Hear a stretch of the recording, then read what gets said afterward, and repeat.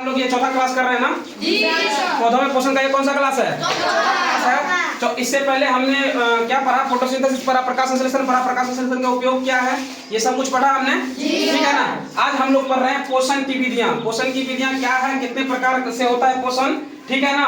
उसके बाद इसमें एक एक्स्ट्रा टॉपिक और पढ़ लेंगे, सहजीवी संबंध क्या होता है ना। ये हालांकि पोषण की विधियां ही है, लेकिन इसमें हम लोग सहजीवी संबंध एक्स्ट्रा में एक टॉपिक पढ़ लेंगे, ठीक है ना।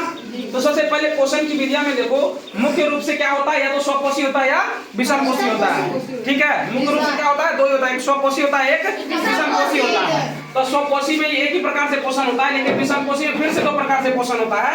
एक होता है परजीवी, जिसको हम लोग पैरासाइट बोलते हैं, क्या बोलते हैं, पैरासाइट बोलते हैं। और एक होता है मृतक, जो कि यानी कि सैप्रोफाइट बोलते हैं, इसको क्या बोलते हैं, सैप्रोफाइट बोलते हैं, ठीक है। तो सबसे पहले हम समझ लेते हैं कि स्वपोषी पोषण क्या होता है। जैसा हमने तुमको लिख के दिया है, स्वपोषी पोषण को हम क्या बोलते हैं, ऑटोट्रॉफ न्यूट्रिशन बोलते हैं, क्या बोलते हैं, ऑटोट्रॉफ न्यूट्रिशन बोलते हैं, ठीक है। ऐसे जीव जो अपना भोजन स्वयं बनाते हैं स्वपोषी पोषण कहलाते हैं। ऐसा जीव क्या, जो अपना भोजन क्या करे, स्वयं बनाए। जैसे जितने भी तुम जीव देख रहे हो, उसमें से हरे पेड़ पौधे ही ऐसे जीव हैं जो अपना भोजन क्या करते हैं, स्वयं बनाते हैं और प्रकाश संश्लेषण की सहायता से बनाते हैं, ठीक है। तो ऐसे जीव को हम लोग क्या कहते हैं, स्वपोषी पोषण करते हैं। क्या कहते हैं, स्वपोषी पोषण करते हैं, या स्वपोषी बोलोगे तो वो भी ठीक रहेगा, ठीक है। अब अगला जो है हमारा, वो है विषमपोषी पोषण। इसको हम लोग क्या बोलते हैं, हेटेरोट्रॉफ न्यूट्रिशन, क्या बोलते हैं, हेटेरोट्रॉफ न्यूट्रिशन, ठीक है।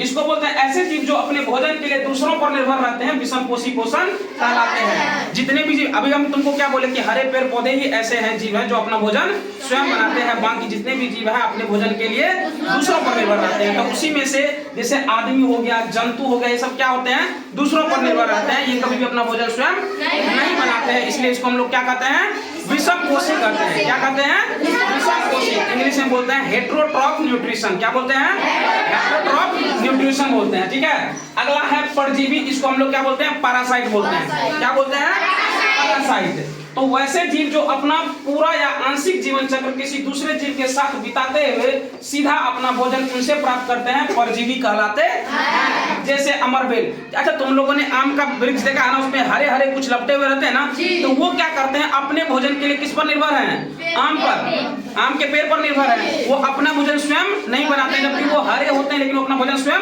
नहीं बनाते हैं, इसलिए उसको हम लोग क्या बोलते हैं, परजीवी बोलते हैं। इसी को हम लोग अमरबेल भी बोलते हैं, क्या बोलते हैं, वो जो लिपटा हुआ रहता है उसको हम लोग क्या बोलते हैं, अमरबेल बोलते हैं, ठीक है ना।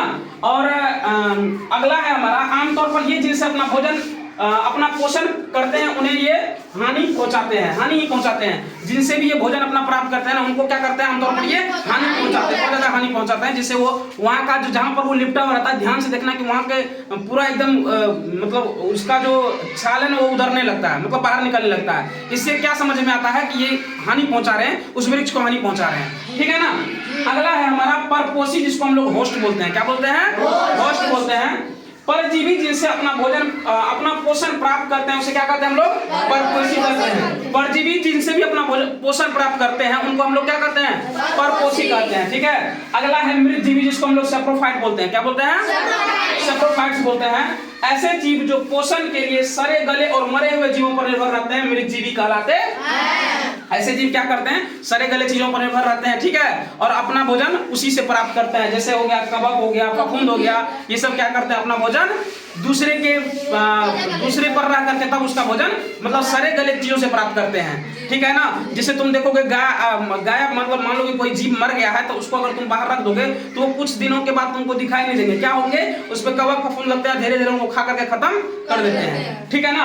अगला है हमारा सहजीवी संबंध, इसको हम लोग क्या बोलते हैं, सिम्बायोटिक रिलेशनशिप, क्या बोलते हैं, सिम्बायोटिक रिलेशनशिप बोलते हैं। कभी कभी दो जीव एक साथ रहते हैं, कभी कभी क्या होते हैं, दो जीव एक साथ रहते हैं और आपस में आवास और पोषण बांटते हैं और एक दूसरे को लाभ पहुंचाते हैं। ऐसे जीव के बीच जो संबंध होता है उसको हम लोग क्या कहते हैं, सहजीवी संबंध कहते हैं। इसी को इंग्लिश में क्या बोलते हैं, सिम्बायोटिक रिलेशनशिप बोलते हैं। जैसे हो गया लाइकेन में शैवाल और कवक के बीच ऐसा ही संबंध होता है। लाइकेन में तुम देखोगे कवक और शैवाल के बीच ऐसा ही संबंध होता है। कवक क्या करता है, वो अपना भोजन देता है और शैवाल क्या करता है, उसको रहने का स्थान देता है, ठीक है ना।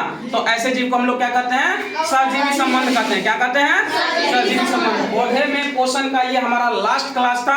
अगले क्लास में हम लोग क्वेश्चन आंसर कवर करेंगे, ठीक है। इस क्लास में आज के लिए इतना ही रहने देते हैं।